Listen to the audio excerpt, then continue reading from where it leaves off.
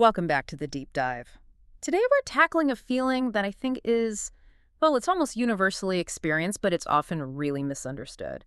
We're talking about social anxiety. Right. And we're looking at it through a really specific lens, A too. very specific and I think highly relevant lens, the experience of communication and specifically learning English. It's the perfect nexus for this topic, Yeah. really. I mean, when you're learning a new language, you are already operating under a lot of cognitive pressure. Sure. And then adding that feeling of social observation on top of that, it just amplifies any baseline nervousness into something much, much more challenging. Absolutely. We've been immersed in some sources, particularly these excerpts from a really friendly real-world language resource called English Hablar, and they just zero in on that exact feeling you've had. You know, that sudden rush, the heart beating faster, that nervous flutter in your chest right when you're about to meet someone new. Or speak up in a meeting? Yes. If any of that sounds familiar to you, well, you are in excellent company. That visceral reaction is the clue. And so our mission today really is to cut through all that noise. We need to clearly distinguish normal temporary nervousness from what we call social anxiety. Okay. And then understand the core situations that trigger it. And most importantly for you, the listener, we want to provide some actionable, real-world tools. Both behavioral and linguistic. Exactly. Both. To help you navigate these feelings effectively. So let's start right there with defining the feeling itself. I think we need to move past just that simple umbrella term of shyness. What's the fundamental difference, based on the material we have, between just being shy and actually experiencing social anxiety? Okay, so what's crucial to understand is that shyness is often more of a personality trait. A natural preference for maybe quieter settings or smaller groups. Right, some people are just more introverted. Exactly. But social anxiety is far more potent.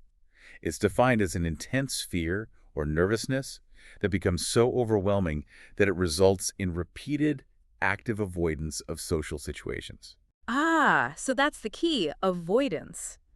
So if I feel butterflies before giving a toast at a wedding, that's nervousness. That's totally normal nervousness. But if I refuse to even go to the wedding, or I go but I refuse to talk to anyone because I'm terrified of saying something wrong, that's when it shifts into anxiety. Precisely. Yeah. Because the fear is now dictating your behavior. Not the other way around. Exactly. Yeah. That pattern of avoidance is the core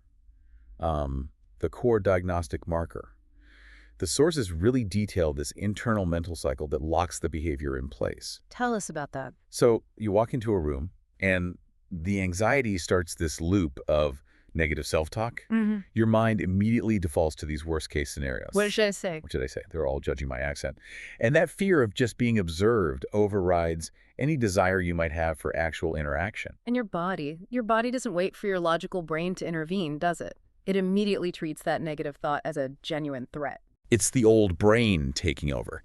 The physical manifestations are completely involuntary because your sympathetic nervous system, your survival mechanism, it believes you're facing a saber-toothed tiger. Not a group of friendly people at a coffee hour. Exactly. Our sources perfectly detail this cascade of involuntary symptoms. The heart beating faster, the face turning red because blood is rushing to the surface, your voice might start shaking. And that classic sinking feeling, the butterflies in your stomach. Yeah. And if you find yourself experiencing those things, the number one message the sources want to convey is one of reassurance.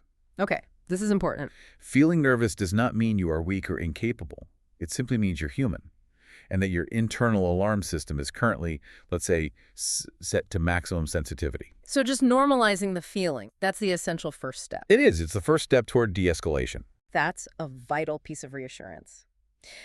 Okay, so now that we've defined the feeling and its physical effects, let's pivot and map out the specific situations that commonly trigger this kind of reaction. Sure. So we find a pretty wide range of common triggers listed in the material. There are the high-stakes moments we'd all expect. Job interviews. Job interviews, giving public speeches, or attending these big parties where almost no one. Right. But then the sources get into some more subtle, more nuanced areas, which I found fascinating. They show just how pervasive this anxiety can be. Yeah.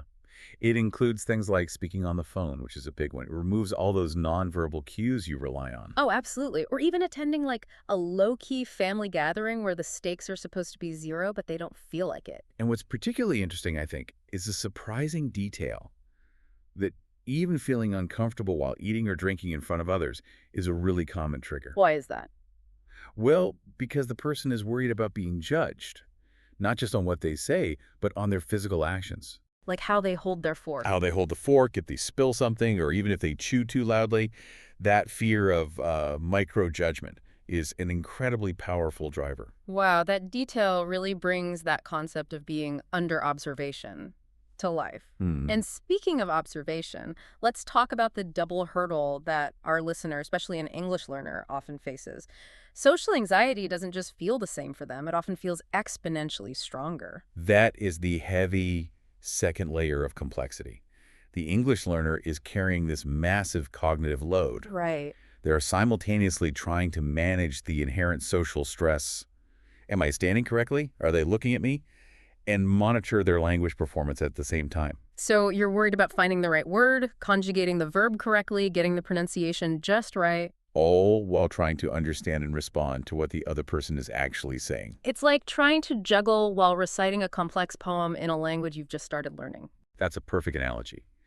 And when your brain shifts its focus from the goal, which is meaningful communication, to the mechanism, which is perfect grammar, that intense self-monitoring just drastically increases the anxiety. It ties up all your working memory. It does. It ties up everything that should be used for forming connections and, understanding context. And this leads us to what I think is a crucial prioritization insight that the sources offer for learners. Yeah. Communication is inherently more important than perfect English, and mistakes.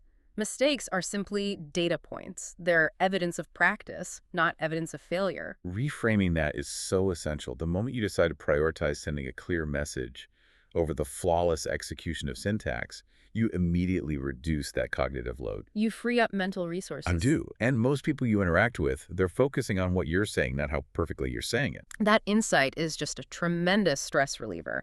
And building on that, let's move into the practical stuff. Let's give you the actual language tools the sources recommend for confidently expressing these feelings in English. Yeah.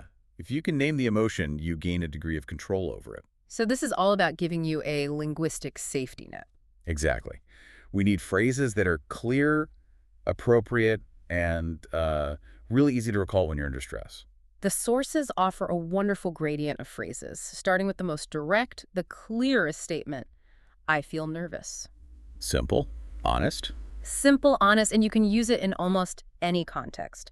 A formal meeting, a casual party. For example, I feel nervous when I speak in front of a group, but I'll try my best. And notice that phrasing. It's stating an immediate state. You're expressing the feeling you have right now. Then there's the more casual, slightly softened alternative, I get nervous. Mm. This frames the feeling as more of a recurring tendency, not an intense, immediate thing. For instance, I get nervous at big parties, so I usually stick near the food table. It's less intense. Way less intense. And the great thing about that casual phrase is that it often invites sympathy or, a shared experience from the listener, which can ease the pressure even more. Oh, me too. Exactly. Next, we learn to externalize the feeling. We identify the specific cause by saying, it makes me nervous. So it's not me, it's the thing. Precisely. For example, sudden phone calls make me nervous because I don't have time to prepare my thoughts. It's a great tool because it shifts the focus away from you and onto the external situation. And then finally, for those moments of increased intensity, the sources suggest introducing the word anxious. Okay, so a step up from nervous. Right. While nervous is standard and pretty general, anxious suggests a slightly stronger, more persistent kind of worry. So you might say, I feel anxious about my job interview tomorrow morning. Yes. It communicates a level of sustained worry, but it's still easily understandable. It's not overly clinical. So by having these 4 tools, you can accurately describe the whole emotional spectrum in a way that feels natural in an English conversation. Okay, so we have the definition, we have the triggers, and we have the language to describe it. Now for the application. The coping strategies. What you can do. Exactly. Yeah. What can you actually do when those physical symptoms start to take over? Okay, so we're moving now from language to biology and behavioral science. The first strategy is physiological, deep breathing. And this isn't just some feel-good advice. No, not at all. Yeah. The sources point to the direct impact this has on the body. Slow, controlled breathing. It actually stimulates something called the vagus nerve, which runs from your brain all the way down to your abdomen. And stimulating the vagus nerve does what exactly? It directly activates the parasympathetic nervous system. That's the body's rest and digest mode. Okay. When anxiety is running the show, the sympathetic system is active. That's fight or flight. Deep breathing is a direct biochemical instruction to your brain that says, I am slowing down, I am not running, therefore everything is okay. So it overrides the anxiety signal. It overrides it almost instantly. That is a fascinating deep dive level of understanding. It's a physiological hack. The second strategy is preparation. And this is a form of proactive defense against that cognitive overload we talked about. So if you're heading to a scary event, Don't just hope for the best. Prepare simple, ready-made questions or topics ahead of time. and these aren't supposed to be groundbreaking philosophical ideas. Not at all. They're just conversational lifelines. Think of questions like, so how do you know the host? Or what did you think of that recent local event? These mental scripts, they function as a security blanket. If that anxiety fog descends and your mind goes totally blank, Which it does. it does. Yeah. But you have these preloaded, low-effort conversational starters ready to go. You just reduce the friction of starting an interaction, which is often the most anxiety-inducing part. And the third strategy, the incremental approach. This seems essential for reprogramming that avoidance reflex we mentioned earlier. Starting small. Starting small. If the idea of a massive party feels overwhelming, don't try to force yourself into it. Yeah, behavioral science shows us that large, overwhelming tasks just promote avoidance. So we need to create small, winnable opportunities.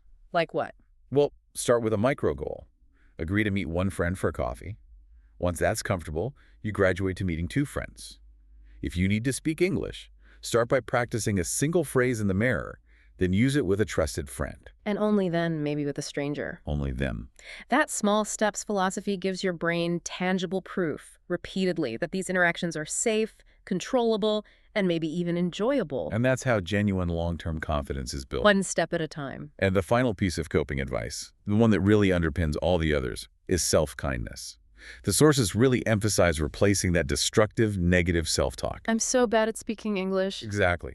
Replacing that with compassionate affirmations.